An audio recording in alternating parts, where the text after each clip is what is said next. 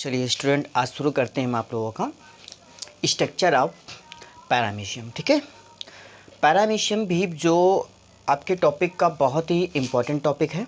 ठीक है, ये आपको मैं बता दूं, इससे पहले आप लोगों ने अमीबा पढ़ा।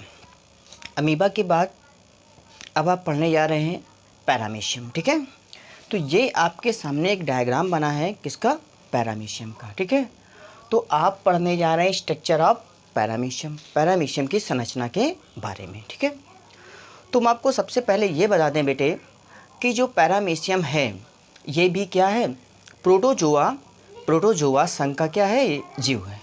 ठीक है ना, यानी एक कोष की जीव, जैसे कि हमने आपको बताया था पैरामीशियम और यूग्लेना, एंटमीबा और अमीबा, अनेक प्रकार के ऐसे जीव हैं जो प्रायः प्रोटोजोआ संघ में रखे गए हैं। और ये प्रायः कैसे होते हैं, एक कोष की होते हैं, अर्थात सूक्ष्मदर्शी होते हैं। यानी हम कह सकते हैं कि इन्हें हम अपनी नग्न आँखों से नहीं देख सकते हैं। इनको देखने के लिए हम किसका प्रयोग करेंगे, सूक्ष्मदर्शी का प्रयोग करेंगे, तभी ये हमको जीव जो है दिखाई देगा।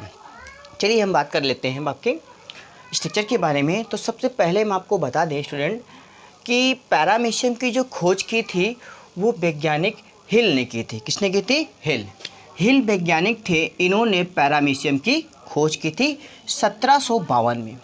ठीक है, 1752 में ये पैरामीशियम की खोज की गई थी। और ये भी प्राय क्या होता है, नदियों, तालाबों, झीलों, समुद्रों, नदी नालों आदि स्थानों पर पाया जाता है। एक कोष की होता है, पहली बात तो। ठीक है, दूसरी बात हम आपके इसके बारे में बताएंगे। ये प्राय स्ट्रक्चर में आप ध्यान से देखिए, स्ट्रक्चर कैसा दिख रहा है, स्लीपर के आकार का। कैसा दिख रहा है, स्लीपर के आकार का दिखाई दे रहा है। ये स्लीपर के आकार का है। इसके संपूर्ण बॉडी के चारों ओर पतले पतले क्या दिख रहे हैं आपको, रोमाभ दिख रहे हैं। ठीक है, रोमाभ, जिसको हम लोग क्या कहते हैं, सीलिया कहते हैं। क्या कहते हैं स्टूडेंट, सीलिया कहते हैं। ये जो सीलिया आप देख रहे हैं चारों तरफ पतले पतले, इन्हीं सीलिया के द्वारा ये आसानी से पानी की सतह पर रेंगता है और रेंग कर चलता है। अर्थात इससे क्या करता है, लोकोमोशन करता है। लोकोमोशन का मतलब हुआ गमन, अर्थात ये चलता है आसानी से। ठीक, स्लीपर के आकार का होता है और इसके संपूर्ण बॉडी के चारों ओर क्या पाया जाता है, सीलिया पाए जाते हैं, अर्थात रोमाभ पाए जाते हैं। इन रोमाभों के द्वारा आसानी से क्या करता है, चलता है, अर्थात गमन करता है। एक और बता दें हम आपको बात कि पैरामीशियम की संपूर्ण बॉडी के चारों ओर पतली झिल्ली का आवरण होता है, जिसे पेलिकल का आवरण कहते हैं। इसी आवरण के कारण बच्चे, इसी आवरण के कारण तभी तो पैरामीशियम गलता नहीं है, सड़ता नहीं है, खराब नहीं होता है। ठीक है ना, पानी में खराब नहीं होता है। यही कारण है कि पेलिकल के आवरण के कारण। ठीक, उसके बाद हम आपको बता दें, अगर इसकी बॉडी के अंदर के पार्ट्स की बात करें तो आप देख रहे हैं ऊपर की ओर एंटीरियर कंट्रैक्टाइल वैक्यूल्स है और नीचे की ओर क्या है, पोस्टीरियर एंड कंट्रैक्टाइल वैक्यूल्स है।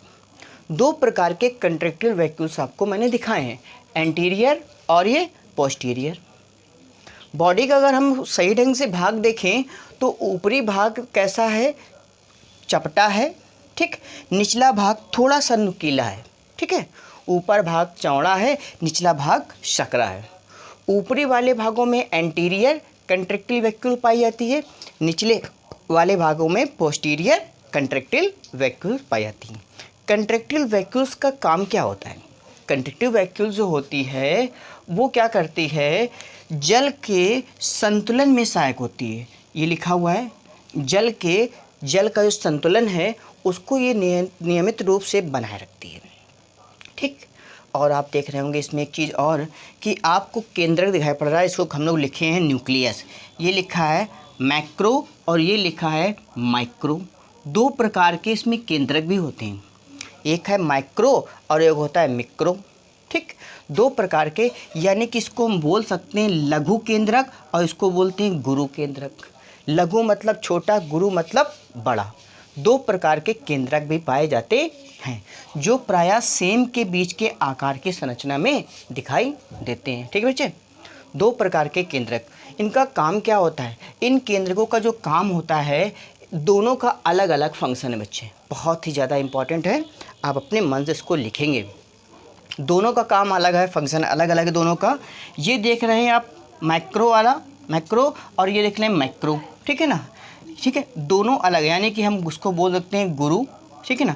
इसको बोलते हैं गुरु केंद्रक, ठीक है बच्चा, गुरु केंद्रक। और ये कौन सा है, ये आपका लघु केंद्रक। गुरु केंद्रक जो होता है, ठीक, वो आप देख रहे हैं उसको हमने बड़ा केंद्रक बोला है, भाई बड़ा केंद्रक है। गुरु जो केंद्रक होता है वो उपापचय में भाग लेता है, यानी कि ये वाला जो केंद्रक है ये क्या करेगा, ये उपापचय में भाग लेगा, ठीक।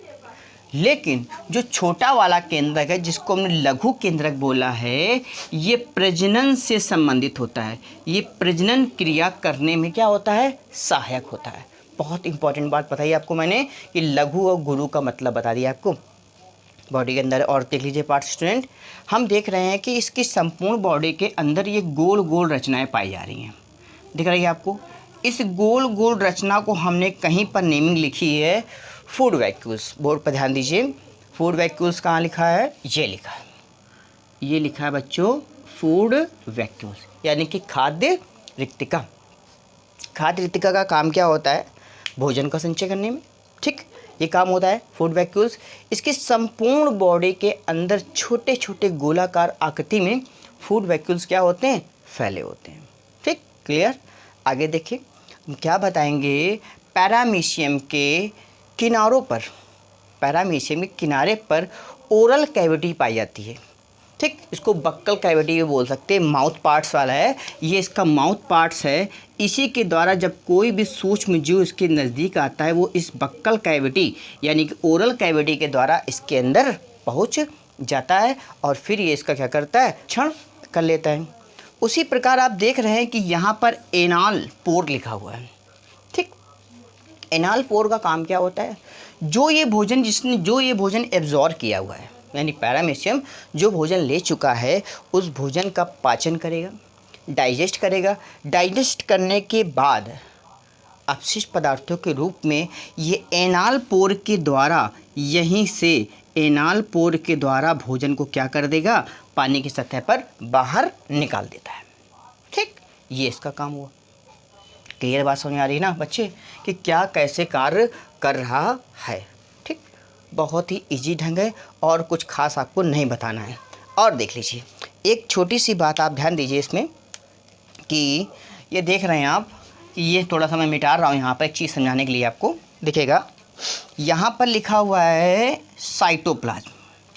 अमीबा में आपने दो प्रकार के द्रव पढ़े थे, एक पढ़ा था एक्टोप्लाज्म और दूसरा पढ़ा था कौन सा, इंडोप्लाज्म। दो प्रकार पढ़े थे बच्चे। यही दोनों प्रकार के द्रव इसके अंदर भी होते हैं। देखिएगा कैसे, आपको मैं बता दूं, एक्टोप्लाज्म हमेशा कहाँ होता है, किनारों। साइटोप्लाज्म जो कोशिका द्रव है वो क्या है, किनारों पर। एक्टोप्लाज्म कहाँ पर होता है बच्चे, किनारों पर। ये जो द्रव दिख रहा है रेड कलर का, ये क्या है, एक्टोप्लाज्म। जो अंदर ये छोटी छोटी बूंदें दिख रही हैं आपको, ये इस टाइप का, ये क्या है, एंडोप्लाज्म, यानी कि आंतरिक द्रव। यानी कह सकते हैं जो कोशिका द्रव जो होता है वो दो भागों में बटा होता है, ठीक है ना। एक आपका एक्टोप्लाज्म, दूसरा एंडोप्लाज्म, ठीक। तो बहुत ही ज़्यादा इम्पॉर्टेंट है बच्चे, अच्छे से आप लोग पढ़ लीजिएगा। ये प्राय एक कोश की होता है, समुद्रों में पाया जाता है, नदी नालों आदि स्थानों पर भी पाए जाते हैं, ठीक। ये प्राय स्लीपर के आकार का होता है, एक कोश की होता है, सूक्ष्मदर्शी होता है, अर्थात सूक्ष्मदर्शी के द्वारा देख सकते हैं, ठीक। तो बहुत ही ज़्यादा इम्पॉर्टेंट ये आपका टॉपिक समाप्त होता है, फिनिश्ड हो गया।